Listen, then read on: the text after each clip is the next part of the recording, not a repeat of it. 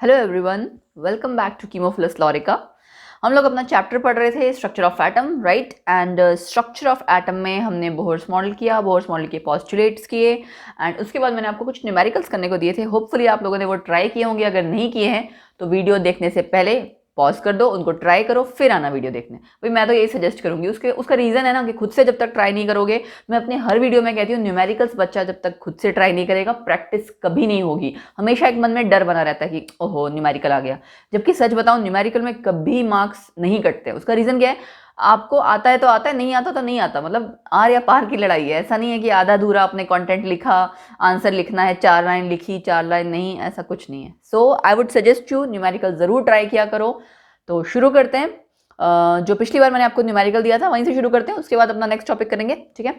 Next topic आज बहुत interesting है। इंटरेस्टिंग इसलिए क्योंकि वो हमारे जो नया मॉडल है उससे रिलेटेड है। नया जो मॉडल आएगा ना, मतलब हम पढ़ेंगे, कहने का मतलब है मॉडल तो क्या आना, कोई गाड़ी का मॉडल थोड़ी है। नया जो एटम का मॉडल हमें पढ़ना है नेक्स्ट, उससे आप ये कह सकते हो कि उसका बेस है। ओके, चलो जी शुरू करते हैं। क्वेश्चन था आपको मैंने दिया हुआ जो पहला, calculate first excitation energy of the electron in the hydrogen atom. Okay, energy का फॉर्मूला क्या होता है? -2π² m e⁻⁴n² ठीक है। अगर हम इसको इस फॉर्म में करें, 6 किलो जूल पर मोल, उसकी जगह मैं कर देती हूँ ये यस है ना, जूल पर मोल। तो आपका ये हमने लिख दिया जनरल फॉर्मूला, ठीक है। क्योंकि हमें यहाँ पे सबसे पहले चेक करो क्वेश्चन में क्या क्या पूछा है, कौन कौन सा लेवल है और हाइड्रोजन एटम है या हाइड्रोजन लाइक स्पीशीज, ठीक है। हाइड्रोजन एटम आपको दिया हुआ था तो आपने एनर्जी का फॉर्मूला लिखा और फर्स्ट एक्साइटेशन एनर्जी मतलब n=1 से लेके n=2 सेकेंड एनर्जी लेवल तक होगी ना फर्स्ट एक्साइटेशन। तो आपने क्या करना है, डेल्टा E=E2 - E1, ठीक है। 1312 इंटू 10⁻⁶ डिवाइड बाय 2² माइनस ये चीज़ ज़रूर ध्यान रखना, 2 बार जो माइनस आता है बच्चे ये बहुत गलत करते हैं। तो मोस्टली बच्चों से ये गलती हो जाती है, नन्हे मुन्ने बच्चे, छोटे छोटे बच्चे गलतियां कर देते हैं, बट ऐसी गलती करके कोई फ़ायदा नहीं, अपना ही नुकसान है। इसको आपने पूरा कैलकुलेट करना है एंड कैलकुलेट करके आपका आ जाएगा, एक वैल्यू माइनस में आएगी, एक वैल्यू प्लस में आएगी, ठीक है। तो वैल्यू है आपकी -3.28 इंटू 10⁵5, यस 5 आ जाएगी। यहाँ आपका प्लस आ जाएगा 13.12 इंटू 10⁵5। ये दोनों चीज़ सेम होनी चाहिए सो दैट आप कॉमन ले सको, ठीक है। ये प्लस में वैल्यू है, ये माइनस में, तो आपका ओवरऑल कैलकुलेट करके आ जाएगा 9.84 इंटू 10⁵5। आंसर किस में आ गया? जूल पर मोल में। ये आपका आ गया फर्स्ट पार्ट, ठीक है।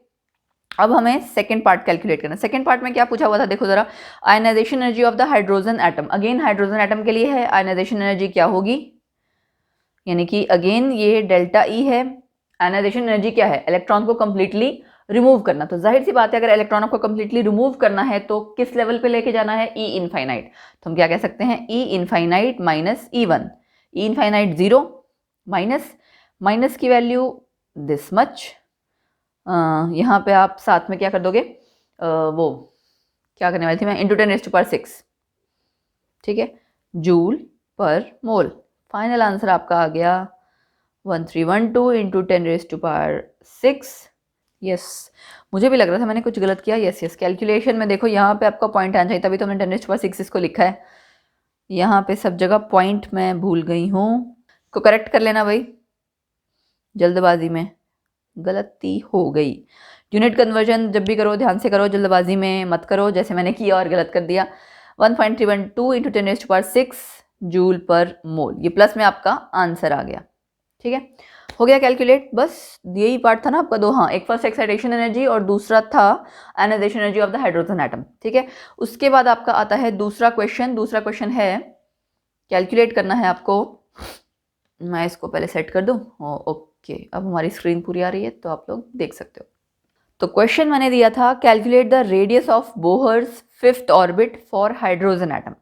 सबसे पहले तो हम लिखना है फिफ्थ ऑर्बिट मतलब n=5 एंड फॉर्मूला आपका क्या था देखो, रेडियस Rn था ना, a0 वैल्यू थी ना 0.529 इंटू n² आंगस्ट्रम, ठीक है। 0.529 n स्क्वायर इंटू आंगस्ट्रम, और n इक्वल टू वैल्यू 5 थी, तो यहाँ आप क्या करोगे 0.529 इंटू 5 स्क्वायर, इसको मैंने ऑलरेडी कैलकुलेट किया हुआ है और वैल्यू है इसकी 13.225 आंगस्ट्रम। आप इसमें भी आंसर छोड़ सकते हो, नैनोमीटर में भी कन्वर्ट कर सकते हो, स्पेशली कह रखा हो तो करो, बट अदरवाइज ऐसे भी छोड़ सकते हो। ठीक है, दूसरा पार्ट है आपका calculate radius of third orbit of helium plus ion. Hydrogen like species हो गई, तो थर्ड ऑर्बिट के लिए ये इसको फर्स्ट पार्ट सेकंड पार्ट इस तरह से कर लो, है ना। ये आपका फर्स्ट पार्ट हो गया, ये आपका सेकंड पार्ट हो गया। ओके, रेडियस है थर्ड ऑर्बिट का n इज इक्वल टू 3 और z इज इक्वल टू 2 ओहो फॉर हीलियम प्लस आयन। ठीक है, एंड फॉर्मूला आपका बन जाएगा, अगर हम करें n3 है ना, n3 तो आपका आ जाएगा n square by z, n square by z और साथ में वो r0। ठीक है, तो हमारा n स्क्वायर मतलब 3 स्क्वायर बाय 2 इंटू 0.529, 0.529, यस यही फॉर्मूला है, यहाँ पे भी सही है। जब भी क्वेश्चन करो ना एक बार फॉर्मूला क्रॉस चेक कर लो, क्योंकि कई बार क्या होता है हम एनर्जी वाला जो फॉर्मूला कर रहे होते हैं और इसमें गड़बड़ी कर देते हैं। उसमें आपका क्या है, वहाँ पे z आपका ऊपर आता है, यहाँ z आपका नीचे आता है। ठीक है, तो उस हिसाब से थोड़ा याद रखना। इसको भी मैंने कैलकुलेट कर रखा है एंड कैलकुलेट करके फाइनल आंसर आ जाता है 2.38 आंगस्ट्रम। ये आपका आंसर हो गया, एक ये, इसको आप कन्वर्ट कर सकते हो नैनोमीटर में, अदरवाइज ऐसे भी रहने दे सकते हो। ठीक है, तो डायरेक्ट क्वेश्चन थे, ऐसे क्वेश्चन आते हैं, बस याद रखना है, ये ध्यान रखना है कि आयनाइजेशन एनर्जी जैसे ई इनफाइनाइट वाली चीज़ हो गई, फर्स्ट एक्साइटेशन मतलब n1 से n2, सेकंड एक्साइटेशन मतलब n1 से n3, तो ये छोटी छोटी चीज़ें हैं जो आपको याद रखनी है। और बोहर्स के लिए यहाँ देखो फिफ्थ ऑर्बिट, थर्ड ऑर्बिट, कुछ ना कुछ ऐसा दे रखा होगा, तो आपको वो कैलकुलेट करना आना चाहिए। अब हम पढ़ते हैं आज का अपना जो न्यू टॉपिक हमें पढ़ना है। ठीक है, न्यू टॉपिक में आप बेसिकली जो हमें पढ़ना है वो किस पे बेस्ड है, वो किस पे बेस्ड है नहीं, उल्टा ये कहना चाहिए जो हमारा नया मॉडल है वो उस टॉपिक पे बेस्ड है। ठीक है, चलो शुरू करते हैं।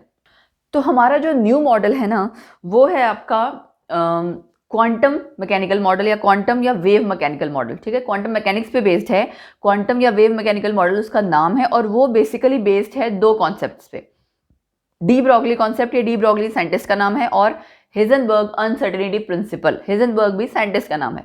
ठीक है, तो आपकी जो न्यू वो ब्रांच ऑफ साइंस है जो कि सबसे डील करती है, उसे आप कहते हो क्वांटम मैकेनिक्स या वेव मैकेनिक्स, उसी पे बेस्ड आपका नया मॉडल है। ठीक है, तो नया मॉडल आपको बहुत ज़्यादा डिटेल में नहीं पढ़ना, बट हाँ बेसिक्स पढ़ने हैं उसके। और उससे पहले ठीक है हमें क्या पढ़ना है, dual nature of matter and radiation, यानी कि पूरे डी ब्रॉगली कॉन्सेप्ट के बारे में। ये चीज़ आप पहले भी सुन चुके हो, डुअल नेचर कब, yes you got it right, Einstein ने 1905 में ये सजेस्ट किया था कि लाइट का डुअल नेचर है, wave nature as well as particle nature. ठीक है, वेव और पार्टिकल दोनों तरह का नेचर है, तो उसी को आगे बढ़ाया लुइस डी ब्रॉगली ने, उन साइंटिस्ट ने फर्दर रिसर्च की 1924 में, ये बताया कि ये कॉन्सेप्ट हम सारे मटेरियल पार्टिकल्स पे अप्लाई कर सकते हैं। मटेरियल पार्टिकल्स मतलब फोटोन, इलेक्ट्रॉन, है ना, जितने भी आपके डेली लाइफ की बगैर चीज़ें हैं उन पे भी, क्योंकि मटेरियल पार्टिकल्स में सब कुछ आ गया, चाहे वो छोटा पार्टिकल है यानी कि माइक्रोस्कोपिक या मैक्रोस्कोपिक। ठीक है, इलेक्ट्रॉन, प्रोटॉन, एटम सब पे आप अप्लाई कर सकते हो। तो उन्होंने क्या कहा कि जो वेव उस पार्टिकल से एसोसिएटेड यानी कि जुड़ी हुई होती है, उस वेव को हम कहते हैं मैटर वेव या डी ब्रॉगली वेव।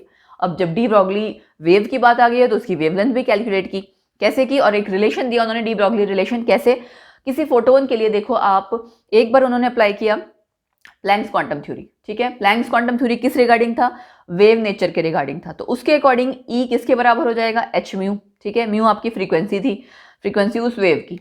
अब अगर हम फोटोन को कंसीडर करते हैं पार्टिकल, तो पार्टिकल नेचर के लिए कौन सी इक्वेशन आ जाएगी, Einstein equation, E is equal to m c square. दोनों कंसीडर कर लिया ना हमने, पार्टिकल नेचर और वेव नेचर, दोनों चीज कंसीडर कर ली। अब दोनों को आपने कोरिलेट करना है, क्यों, क्योंकि दोनों ही ई के बराबर है, और यहाँ पे एम मास ऑफ फोटोन था, सी वेलोसिटी ऑफ लाइट, तो इन दोनों को जब आप इक्वेट करोगे वहां से आपका कुछ रिलेशन आएगा, राइट। तो इक्वेशन 1 और 2 को हमने इक्वेट कर दिया, h mu is equal to m c square. यहाँ से आपका रिलेशन, यहाँ पे आप देखो म्यू को रिप्लेस कर सकते हो, कैसे, सी बाय लैम्डा, ये हम ऑलरेडी पढ़ चुके हैं रिलेशन, है ना। इस रिलेशन को जब आपने इसके अंदर ये वैल्यू पुट की तो h c by lambda is equal to m c square, यहाँ से सी कैंसिल आउट हो गया, लैम्डा आप एक साइड लेके गए तो आपका क्या आ गया, lambda is equal to h upon m c, mass of electron नहीं, अभी तक तो हम फोटोन की बात कर रहे हैं। ठीक है, और ये आपका वेलोसिटी ऑफ लाइट। तो ये एप्लीकेबल है रिलेशन हर मटेरियल पार्टिकल पे। ठीक है, तो जाहिर सी बात है अगर आप यहाँ पे किसी और पार्टिकल को लेना चाहते हो तो मास उसका रिप्लेस कर दोगे, है ना, और वेलोसिटी ऑफ लाइट c की जगह क्या हो जाएगी, उस पार्टिकल की वेलोसिटी। तो मास ऑफ फोटोन को आप रिप्लेस कर दोगे उस पार्टिकल से, एंड ऐसे ही वेलोसिटी को। तो रिलेशन क्या बन जाएगा, lambda is equal to h upon mv। mv यानी कि मास इंटू वेलोसिटी किसके बराबर होता है, मोमेंटम के। तो lambda is equal to h upon p। हम ये भी लिख सकते हैं, p आपका क्या है, मोमेंटम ऑफ पार्टिकल। तो यहाँ से हमें पता लगता है कि डी ब्रॉगली जो आपकी वेवलेंथ है that is inversely proportional to momentum. ठीक है, क्लियर है। ये आपकी डी ब्रॉगली इक्वेशन है, डी ब्रॉगली वेवलेंथ आपने कैलकुलेट कर ली। अब बात आती है, हम इतनी देर से पार्टिकल वेव के बारे में पढ़ रहे हैं, तो हम एक बार पार्टिकल और वेव का डिफरेंस जान लेते हैं। पार्टिकल और वेव में अगर आपसे नॉर्मली मैं पूछूं कि क्या डिफरेंस है, तो आप सबसे पहले क्या सोचोगे, पार्टिकल क्या बोलोगे, छोटी सी चीज है, फिक्स्ड जैसी है। वेव हिलती डुलती है ना, वेव में हम ऐसे एक एक्शन करते हैं ना, वेव, ठीक है, that's also a wave, dance move है आपका वेव। तो यहाँ से शायद हो सकता है को रिलेट कर पाओगे। पार्टिकल आपका लोकलाइज्ड है, एक जगह फिक्स्ड है, उसकी वेल डिफाइंड पोजीशन है, फिक्स पोजीशन, राइट। और वेव आपका डीलोकलाइज्ड है, स्पेस में वो मूव करता रहता है, मूविंग है, ठीक है। तो हम उसे क्या बोलते हैं, स्प्रेड आउट, फैली हुई चीज है। फैली हुई का मतलब ये है कि वो किसी एक जगह स्थिर नहीं है। ओ माय गॉड, मेरी हिंदी स्थिर ठीक है, हिंदी हमारी मातृभाषा है, आनी चाहिए। और मुझे ऐसा लगता है कि हमें रेगुलर हिंदी बोलने की प्रैक्टिस करनी चाहिए बीच बीच में, है ना। कभी कभी अच्छा लगता है आप भारी भरकम शब्दों का प्रयोग करें तो अच्छा जी, दूसरा पॉइंट है हमारा, दे डोंट इंटरफेयर। इंटरफेयर यहाँ पे क्या मतलब है, ऐसा नहीं किसी का दूसरे का मैटर है कि इंटरफेयर करना। एक्चुअली इंटरफेयर का मतलब है कि एक जगह पे अगर एक पार्टिकल प्रेजेंट है तो हमें पता है कि वो लोकलाइज्ड है, उसी सेम पॉइंट पे कोई दूसरा पार्टिकल नहीं प्रेजेंट होगा। मतलब same space can not be occupied by two particles simultaneously. एक ही टाइम में एक जगह पे दो पार्टिकल्स नहीं हो सकते, ठीक है। ओके, इस साइड क्या होगा, दे शो इंटरफेरेंस की, यानी टू वेव्स एक साथ एग्जिस्ट कर सकती हैं, ठीक है। जिन्होंने वेव पढ़ा हुआ है, वेव का टॉपिक पढ़ा हुआ है, उनको पता है वेव में एडिटिव इफेक्ट, सब्ट्रैक्टिव इफेक्ट होता है, हम उसी को ही कहते हैं इंटरफेरेंस, ठीक है। कि दो वेव्स का ओवरऑल एम्पलीट्यूड बढ़ जाता है अगर वो एड ऑन होती हैं, और घट जाता है अगर वो सब्ट्रैक्ट करते हैं, ठीक है।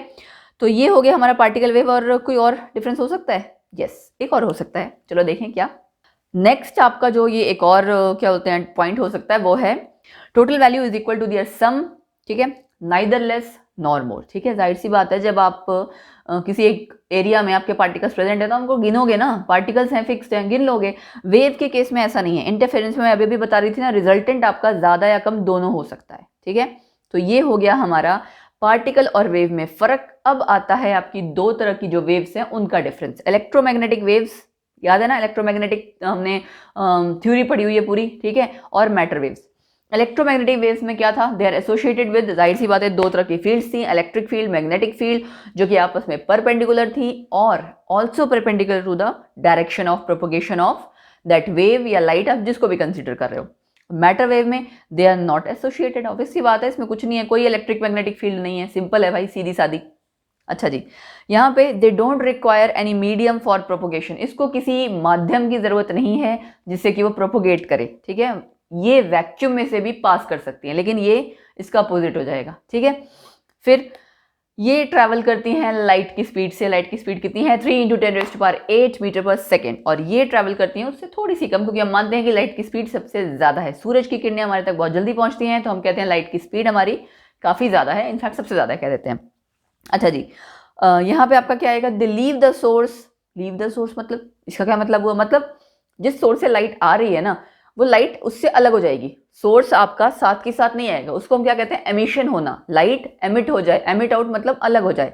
यहाँ पे they don't leave the moving particle, ठीक है।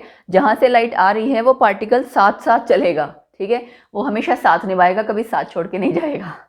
अच्छा जी, वेवलेंथ की जो आपकी रिलेशन होगी वो lambda equal to c upon v, ये आप करते आ रहे हो। इलेक्ट्रोमैग्नेटिक वेव्स जितनी आपने पढ़ी थी, पूरा इलेक्ट्रोमैग्नेटिक स्पेक्ट्रम पढ़ा था, वहां पे फॉर्मूला अप्लाई होगा, और यहाँ आ जाएगा lambda equal to h upon m v, जो अभी अभी आपने किया डी ब्रॉगली रिलेशन, ठीक है। तो हमने क्या किया, हमने दो डिफरेंस की, एक पार्टिकल और वेव का, और दूसरा किया इलेक्ट्रोमैग्नेटिक वेव्स और मैटर वेव्स का, ठीक है। बहुत सारी हमने लहरों के बारे में आज बात की। लहर पे याद आया, लहरों पे क्या याद आ गया, लहरों पे याद आ गया क्या कहते हैं उसे, कोस्टल एरिया वाले रीजन्स, ठीक है। कोस्टल एरिया में होता है ना, लहरें आती हैं शांत सब, अगर आप बीच पे साइड में बैठते हो तो लहर वेव्स वैसे तुम देखो फिजिक्स में पढ़ते हैं, बट किसी आम इंसान से बात करो ना, बेचारा वेव सोचेगा वो लहर के बारे में बात कर रहे हैं ना। आम इंसान को खैर अंग्रेजी नहीं पता होगी यार, क्या लहर क्या वेव्स उसके लिए, है ना। चलो बहुत हो गई फालतूपना। अच्छा जी, अब बात आती है कि इसका कोई फायदा भी है। ये जो डी ब्रॉगली हम वेवलेंथ पढ़े जा रहे हैं डे टू डे लाइफ में, डे टू डे लाइफ या एवरीडे लाइफ में, एक्चुअली देखो सिग्निफिकेंस की जब बात आती है, हमने कहा हम इसको सब जगह अप्लाई कर सकते हैं सारे मटेरियल ऑब्जेक्ट्स पे, लेकिन क्या फायदा भी है उस चीज़ का? तो yes, you got it right, everyday life में इसका कोई फायदा नहीं है। उसका कारण एक एग्जाम्पल के साथ देखो, एक हमने छोटी सी बॉल ली जिसका वेट कितना है 0.1 kg, छोटा थोड़ा सा ही वेट है, और इसकी स्पीड 60 मीटर पर सेकेंड, और दूसरी साइड मैंने क्या किया, सिमिलरली एक इलेक्ट्रॉन लिया और उसकी स्पीड सेम स्पीड रखी हमने, दोनों के लिए हमने लैम्डा इस तरह से कैलकुलेट किया। बॉल में आपका लैम्डा क्या आया 10⁻⁻34 मीटर, और इलेक्ट्रॉन के केस में 10⁻5 एंगस्ट्रॉम। अब अगर आप इसको देखो 10⁻34, भाई इतनी छोटी वैल्यू है, इसको मेजर कहाँ से करना, इंस्ट्रूमेंट ऐसा कहाँ से लेके आना जहाँ से आप इसको मेजर कर सको। तो इसका मतलब ये बॉल यानी कि मैक्रोस्कोपिक ऑब्जेक्ट पे आप मतलब हम कहते तो हैं कि एप्लीकेबल है, लेकिन उसका कोई मतलब नहीं है, महत्व तो नहीं है, इसीलिए मैंने कहा सिग्निफिकेंस नहीं है। ठीक है, महत्व, भाई गॉड मेरी हिंदी को क्या होता जा रहा है, बीच बीच में मेरे हिंदी के शब्द ऐसे निकल के आ रहे हैं।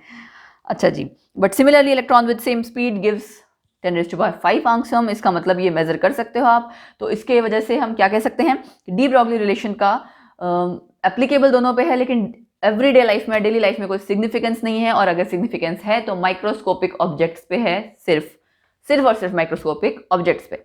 अच्छा जी, एक्सपेरिमेंटल वेरिफिकेशन कि हम इसको प्रूव कैसे करेंगे कि इसका पार्टिकल नेचर और वेव नेचर दोनों है। उसके लिए कुछ एक्सपेरिमेंट्स किए गए, वेरिफिकेशन के लिए कई सारे पॉइंट्स थे, बट मैंने दोनों केसेस में एक एक पॉइंट ही लिया है। जस्ट पता होना चाहिए, दैट्स इट, उससे ज़्यादा कुछ नहीं करना। ठीक है, वो तो हो चुका वेरीफाई, थ्योरी निकल चुकी, सब कुछ हो चुका। अच्छा जी, वेव करेक्टर के लिए पहला एक्सपेरिमेंट दिया डेविसन एंड जर्मर ने, ये साइंटिस्ट के नाम है डेविसन एंड जर्मर। ये देखो, एक निकल क्रिस्टल पे हमने इंसिडेंट करवाया है क्या, बीम ऑफ इलेक्ट्रॉन्स की एक कड़ी जो हमने पूरी यहाँ पे इंसिडेंट करवाई, और जो उसमें से रेज निकली उसको हमने फोटोग्राफिक प्लेट पे फॉल कराया है। ठीक है, उसके बाद जो हुआ वो ये है, क्या हुआ, मतलब ये डिफ्रैक्शन का पैटर्न हमने ऑब्जर्व किया, सर्कल्स के अंदर सर्कल, कॉन्सेंट्रिक सर्कल्स जिन्हें हम कहते हैं कॉन्सेंट्रिक सर्कल्स। ठीक है, तो बीम ऑफ इलेक्ट्रॉन से एक ऐसा डिफ्रैक्शन पैटर्न आया जब हम फोटोग्राफिक प्लेट पे उसको फॉल करा रहे थे, सॉरी फॉल नहीं करा रहे थे, मतलब जो रिफ्लेक्टेड रेज हैं उनको फॉल करा रहे थे। तो ऐसा ही सेम पैटर्न एक्सरेज के केस में भी ऑब्जर्व किया गया था। ठीक है, अब तब तक एक्स रेज जो है आपकी प्रूव हो चुका था कि उसका वेव नेचर है, तो जाहिर सी बात है किसी अगर कोई आपका पार्टिकल जो भी चीज़ आप स्टडी कर रहे हो उसमें वेव नेचर होगा तभी वैसा डिफ्रैक्शन पैटर्न आएगा। तो वहां से क्लियर हुआ कि इलेक्ट्रॉन्स का एक्स रेज की तरह ही वेव नेचर होता है। ठीक है, तो ये चीज़ हमने प्रूव कर दी, ये आपका एक्स है, यहाँ पे लैम्डा लग रहा है। ठीक है, इसका वेव नेचर है। अब हम प्रूव करते हैं कि पार्टिकल नेचर हम कैसे मान सकते हैं कि इलेक्ट्रॉन का पार्टिकल नेचर है। इलेक्ट्रॉन का या जितने मटेरियल पार्टिकल्स हैं सबके लिए, हम ज़्यादातर मोस्टली स्टडी कर रहे हैं इलेक्ट्रॉन्स के लिए, क्योंकि हमें उसको फर्दर अप्लाई करना है, इसलिए कह देते हैं कि इलेक्ट्रॉन का। ओके, देन पार्टिकल नेचर को हमने कैसे वेरीफाई किया। देखो, एक इलेक्ट्रॉन अगर स्ट्राइक करेगा किसी स्क्रीन पे तो एक डॉट जैसा पॉइंट आ जाएगा ना, कहीं भी हिट करेगा तो एक डॉट जैसा पॉइंट आएगा, वो स्पॉट या वो डॉट क्या कहलाता है, सिंटिलेशन। अब एक पार्टिकल एक ही सिंटिलेशन देगा और वो लोकलाइज्ड होगा, हिले डुलेगा नहीं ना, तो लोकलाइज की जब बात आ गई इसका मतलब पार्टिकल नेचर सिंपली हो गया हमारा प्रूव कि इलेक्ट्रॉन का पार्टिकल नेचर और वेव नेचर दोनों है। उसके बाद आपका आता है calculation of de Broglie wavelength of electron from potential apply to accelerated. इतना बड़ा टाइटल, तुम लोग सोच रहे हो यार मैडम कुछ ज़्यादा ही पढ़ा रही है। एक्चुअली जो डी ब्रॉगली पूरा कॉन्सेप्ट है ना, वो मैं चाह रही थी कि एक बार में ही पढ़ाऊँ, टुकड़ों में ना पढ़ाऊँ यार, कि थोड़ा इधर थोड़ा उधर, है ना, वो मज़ा सा नहीं आएगा। इसलिए मैंने इसको सोचा आज एक बार में ही पढ़ा दिया जाए। मान सकती हूँ थोड़ा सा बड़ा है, बट करना पड़ेगा यार, कभी कभी जब हम थोड़ा थोड़ा छोटा छोटा पढ़ते हैं टॉपिक्स तो कभी कभी बड़ा भी पढ़ना चाहिए, राइट। अच्छा जी, अगर हम पोटेंशियल अप्लाई कर रहे हैं V, पोटेंशियल से याद आया, अपना पोटेंशियल बढ़ाओ, अपना पोटेंशियल इतना बढ़ाओ कि हाँ ठीक है और ज़्यादा कंटेंट पढ़ सको, मेहनत कर सको, तैयारी कर सको, ताकि मेरी तरह कल को किसी को पढ़ाओ। एक्सीलरेटिंग पोटेंशियल जो हमने अप्लाई किया वो है V, एनर्जी जो वो इलेक्ट्रॉन अपनी तरफ मतलब एक्वायर करेगा वो किस में होगी, इलेक्ट्रॉन वोल्ट। कैसे होगा, Q इंटू V। Q क्या है आपका, ऑब्वियसली चार्ज, और V आपका जो वो आपने पोटेंशियल अप्लाई किया है, चार्ज कूलम्स में होगा, पोटेंशियल आपका वोल्ट में होगा। तो ये हम जो आपने उसकी एनर्जी वो एक्वायर करेगा, किस में होगी कन्वर्ट? काइनेटिक एनर्जी में। काइनेटिक एनर्जी का formula half m v square. यहाँ से आप वेलोसिटी को, मतलब यहाँ से अगर इसको रीअरेंज कर लो तो वेलोसिटी की टर्म्स में निकाल सकते हो 2E/m का अंडर रूट।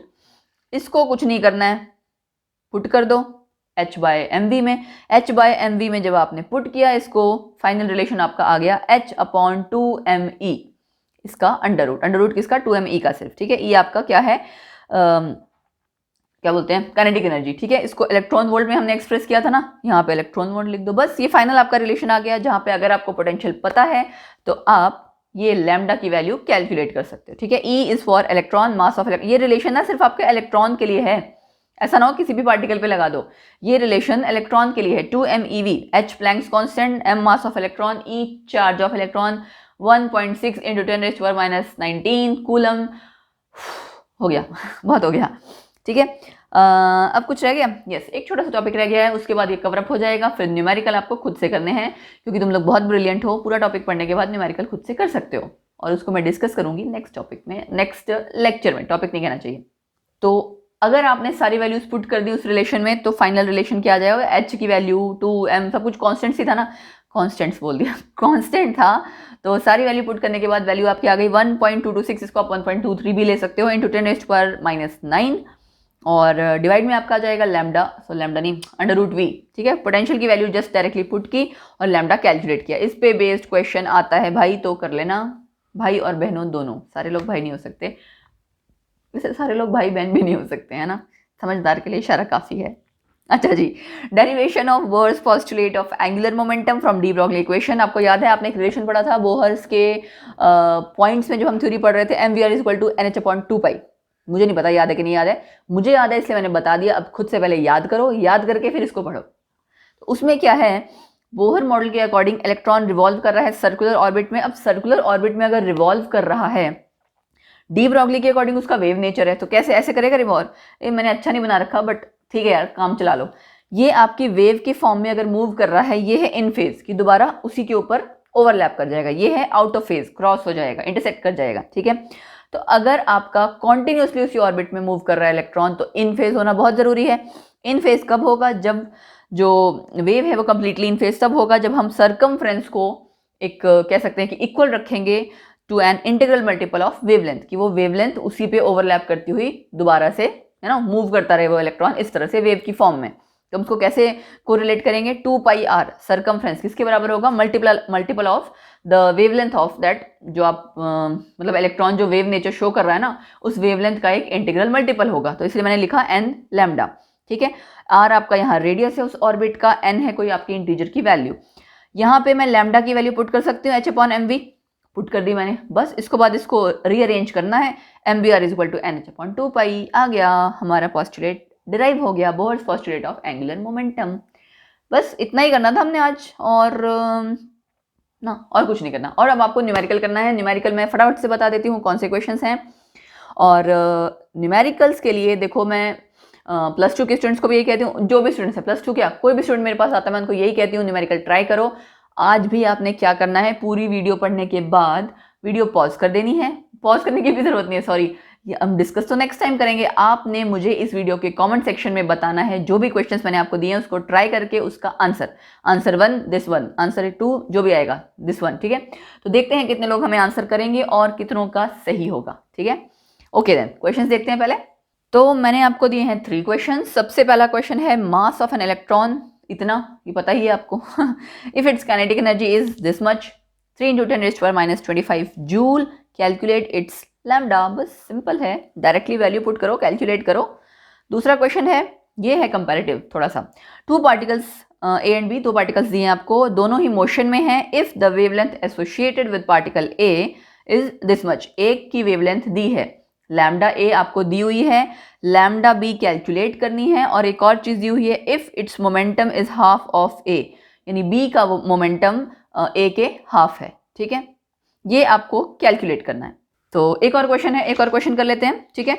वो है आपका ये calculation, yes, when would the de Broglie wavelength of a moving electron become equal to that of a moving proton.